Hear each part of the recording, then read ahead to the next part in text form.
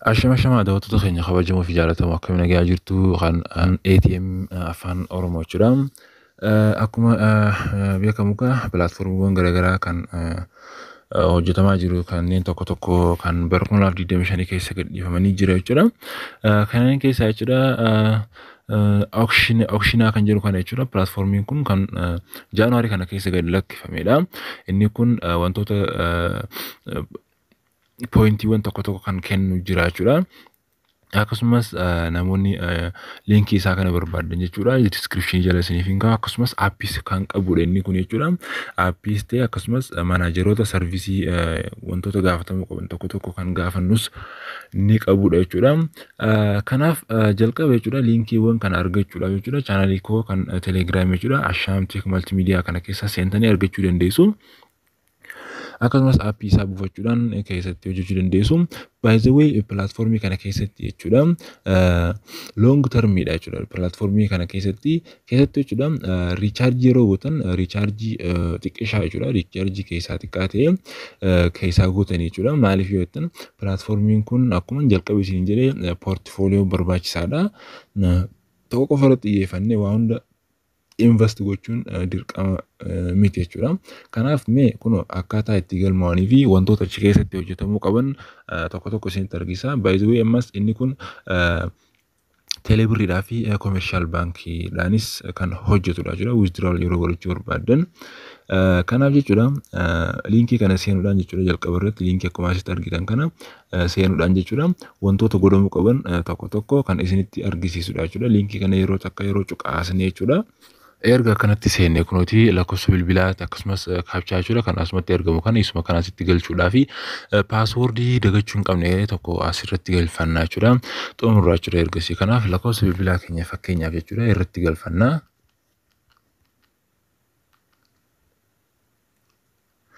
Erga kanatti xumurree jechuudha kaapchaa kan jedhu asumarraatti jechuudha kan achumarra jiru kan jechuudha 5460 jechuudha achirratti guunnaa. Ergasii asirratti immoo paaswoordii keenya akkuma jenne jechuudha irratti guunnaa jechuudha.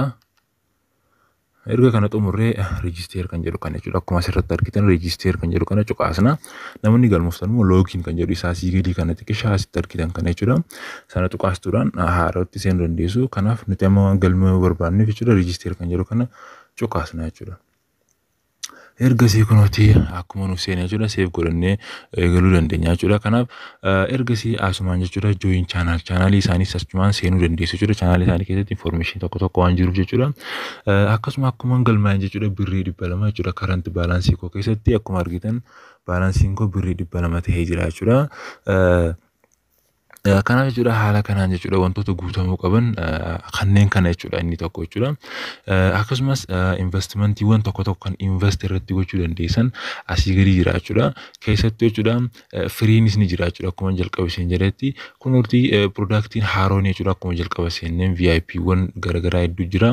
VIP haga 6 jira jechuudha. VIP 6 jechuudha inni kun kunuuti akkuma sitti argitan VIP 6 kan jedhu jira jechuudha. Anuma kan isin gorsu yoo jiraate VIPwwan gurguddaa kana dhiistaniitu jechuudha. VIPwwan birrii 600 jechuudha kunooti. Kunoo kan 600 ni jira VIP1 jechuudha. Akkasumas free product jira. Free product kanas invest gochuudhaan bilisaan argachuu dandeessu jechuudha. Guyyaa 7 keessatti jechuudha. Guyyaa 7 keessatti kan isiniif kennudha jechuudha. Inni kunis kanaaf haala kanaan jechuudha free productis tuqachuu dandeessu yookaan isa biraa jechuudha keessatti jechuudha kan 600 kana irratti jechuudha. Guyyoota 90 waan turuuf birrii 9,000 jechuudha. Deelii birrii 100 isiniif kenna jechuudha. Kanaafuu inni kun baay'ee bareedaadha jedheeti jechuudha. Long termidha. Kanaaf wantoota bitamuu dandeessu keessaa kanneen kanatu jira jechuudha. Keessattuu waan kan isin gorsu akkuma isin jedhe jechuudha. Linkii keessanis jechuudha keessattuu linkii keessanii wantoota argachuu dandeessantu jira. Fakkeenyaaf jechuudha koomishinii jechuudha level 1 jechuun namoota linkii keessanii seene jechuudha. As keessatti parsantaa 28 isiniif kenna jechuudha. Parsantaa 28 jechuun 168 isiniif kenna jechuudha. Asirratti namni tokko yoo kan 600 riichaarjii godhe birrii meeqa isiniif kenna 168 isiniif kenna jechuudha. Kanaaf karaa kanaanis walitti sassaabbachuu dandeessa jechuudha tiimiidhaani. Akkasumas tiimiin level 2 fi level 3 argachuu dandeessu. Namoota linkii keessan sanaan galmaa'ee irraa namni biraa yoo kan galmaa'u ta'e linkii sanaanis argachuu dandeessu jechuudha. inni biraa maayin kana keessatti wanta tokko jiraachudha. Akkuma isin jalqabe isin jedhee bank accountidha jechuudha. Bank accountii kana xumuruu dandeessu. Akkasumas customer service argachuu barbaaddan kunuuti customer service asitti jira jechuudha. Ammas aappii isaa yoo barbaaddan aappii isaa buufachuudhaaf liinkii isaa isiniif erguu ni danda'a. Garuu asuma keessa argachuu dandeessu. Daawunlood kan jedhu kana jechuudha. Akkuma argitan liinkiin isaa daawunlood kan jedhu kana yeroo takka cuqaasuudhaan daawunlood argattu. Bank account kan jedhu kana yeroo takka bank account hold number account number select bank kan jedhu kana isaan sadeen kana jira. Jalqaba baankiiwwan nuti select godhu keessaa Teeleebiriinis jira akkasumas CBEnis jira jechuudha. Keessattuu CBE'n baay'ee barbaachisaadha. CBE bank yookaan commercial bankidha. Ergasii maqaa keessan asirratti guutuu akkasumas account numberii keessan asirratti guutuu. Erga kana xumurtaniin booda jechuudha isaa asitti argitan confirm kan jedhu kana cuqaastu jechuudha. Fakkeenyaaf asirratti maqaa keessan barreeffattu jechuudha. Maqaan keessan jechuudha fakkeenyaaf barreeffachuu dandeessu jechuudha. Asumaan akkasumas akkuma tokko inni barreessuudhaan jechuudha guutamuu dandeessu jechuudha. Wantoota asitti guutamuu danda'an. Akkasuma inni biraa paaswordiidha jechuudha. Paaswordiin kun dirqama. Paaswordii kana jechuun yeroo withdraw gochuu barbaadan dirqama paaswordii isin gaafata. Paaswordii guuttattan malee baasachuu hin dandeessan isin jedha jechuudha. Paaswordii kan jedhu kana seentanii jechuudha wantoota godhuu qabdan isin agarsiisa jechuudha. Paaswordii kana keessatti kun akkuma argitan lakkoofsa yookaan dijitii 6 ol kan ta'e fakkeenyaaf jechuudha duwwaa 9 godheen akkasumatti isinitti agarsiisuudhaaf barreessaa jechuudha. Fakkeenyaaf duwwaa 9 89 duwwaa godhee ammas duwwaa 9 89 duwwaa yeroo kanatti barreesse booda jechuudha change kan jedhu kana tuqaasne jechuudha change yeroo kana jechuudha oldi asirratti jalqaba wanni barreessinu jechuudha. Paaswordii keenya kan gamasitti barreeffanne jalqaba barreessuu qabna jechuudha. Asirratti paaswordii keenya kan ittiin galmoofne yookaan kan ittiin seenne sana jechuudha itti barreessina. Eegasii paaswordii haarawaa asirratti barreessine ergasii nuuf seena jechuudha. Ergasiin booda withdrawalii kana cuqaasna jechuudha. Withdrawalii kana cuqaasne jechuudha kunooti minimum amountis hunda isaa as jalatti jechuudha. Keessattuu parsantaa 12 murata jechuudha. Parsantaa 12 jechuudha yookaan withdrawal fee jechuudha. Yeroon irraa baafachuu dandeenyu sa'aatii 4 irraa eegalee haga sa'a galgalaatti jechuudha baafachuu dandeenya jechuudha. Withdrawalii amountii keenya asirratti barreessuu dandeenya. Amount jechuudha kunooti bank account keenya asirratti xumuruu qabna jechuudha. Isa jalqaba isinitti agarsiisan irratti jechuudha. Kanaaf ani fakkeenyaaf kiyya seenee isinitti agarsiisa jechuudha. Akkaataatti galmooftan kana jechuudha. Anis kan recharge godheerraayis ta'ee akkasumas wantoota free product godheerraayis isinitti agarsiisa. Akkasumas affeeruu nama affeeruu irrattis wantoota argamuu qabu jechuudha isinitti agarsiisuu danda'a. Kunoo kan koo kana jechuudha. Akkuma argitanitti kunooti kiyya kanaadha. Kiyya kunooti kanan hojjedheedha jechuudha. Kaan jechuudha waliin recharge godheen jira jechuudha. Kan 200 kan free naaf kenname sana jechuudha. Waliin recharge godheen xumuree ture. Ergasii boonasii nan argadheedha jechuudha. 173 kuni kunooti fakkeenyaaf asirratti akkuma argitan nama tokko affeeruudhaan kunooti nama haga affeerame kana keessaa availability kunooti 168% 28 nama tokko kan recharge godheerraa jechuudha arganna jechuudha. Haala kanaan tiimii raayisa wantoota gaarii argattu jechuudha.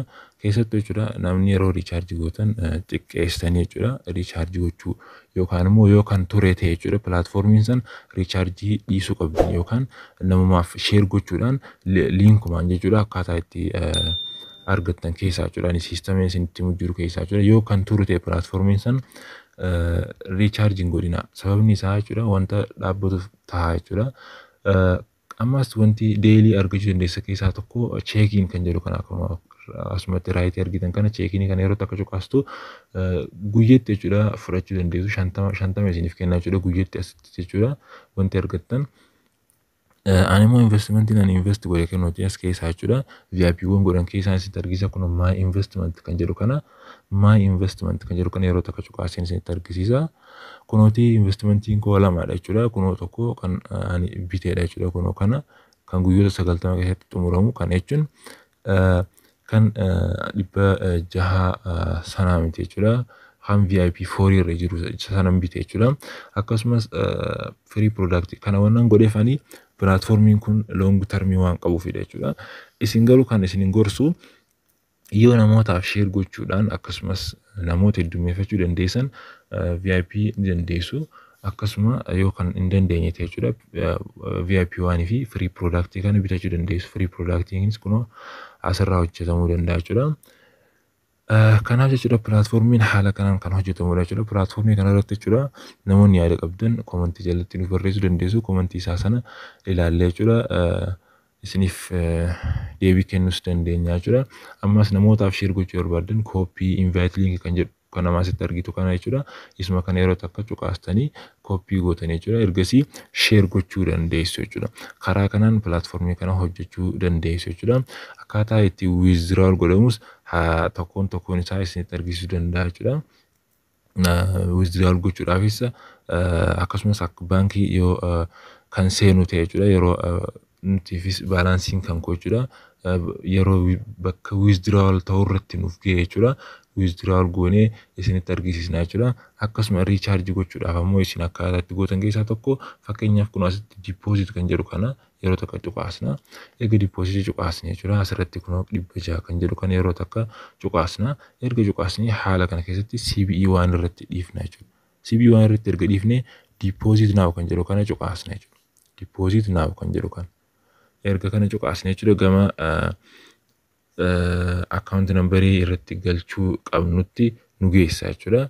Account number sana jechuudha fuunee akkuma beekamu jechuudha kana dura platformii hedduu irratti isin targisaa ture.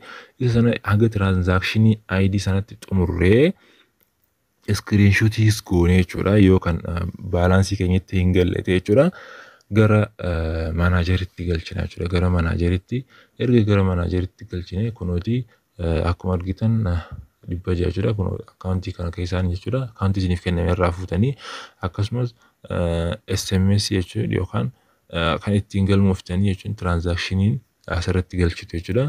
Isa kun isa lammaffaa wantoota guutamuu qabudha jechuudha. Kanaaf haala kanaan xumurtanii jechuudha. Gara baankiitiin erga xumurtanii baalaansii keessan laaltu jechuudha. Baalaansii keessan kana laaltu. Baalaansii keessan kana keessatti yoo kan guutame ta'e baay'ee bareedaadha. Yoo kan hin guutamne ta'e screenshot isin guutan sana kun akkuma asitti argitan yookaan customer service mine bakka jedhu kana keessaa jechuudha. Kun asitti yeroo takka cuqaasne customer service argachuu dandeenya jechuudha. Customer service kan as keessa jechuudha. Official group osoo hin taane isaanawwan kun online customer care kan jedhu kana jechuudha. Isaanawwan lamaan kana keessaa tokko seentanii jechuudha erguu fi dandeessu. Ergasii lakkoofsa bilbilaa keessan kan platformiidhaan seentan sana wajjin ergitanii fi isiniif xumuramaa jechuudha. Baalaansiin isiniif gala ergasii isin recharge investmentii gochuu dandeessu jechuudha. Kanaaf akkaataa ittiin hojjetan keessaa akkasuma ammas official group isaanii kana keessa seenuudhaan jechuudha. Asirratti jechuudha boonasii argattu jechuudha. Kun boonasii asitti guutamu jechuudha. Convert gochuudhaan jechuudha boonasii asirratti guutamu jira. Achirraa fuutanii boonasii sana daily asirratti guuttachuu dandeessu. Guyyaa guyyaa wantoota suutaan guutame irraa withdrawal goon keessaa isa kana jechuudha nu gargaara jechuudha withdrawal goonuuf. Kanaaf jechuudha auctionaan kun jechuudha haala kanaan wantoota hojjetamu keessaa jechuudha. Platformiin kun yeroodhaan jechuudha hojjetamee keessaa bahuu qaba. Yoo kan ture ta'e jechuudha viidiyoo kana keessatti namoonni hedduun erga ture booda komentis barreessu waan ta'eef guyyaa isaa Jaanuwaarii keessa waan tureef Jaanuwaarii keessa yoo kan beekte akka hin hojjenneef jechuudha asumaan isinitti himaa jechuudha. Kanaaf qophiin har'aaf qabannes kanuma fakkaata haga qophii kaanii wal arginutti nagaan nuuf tura.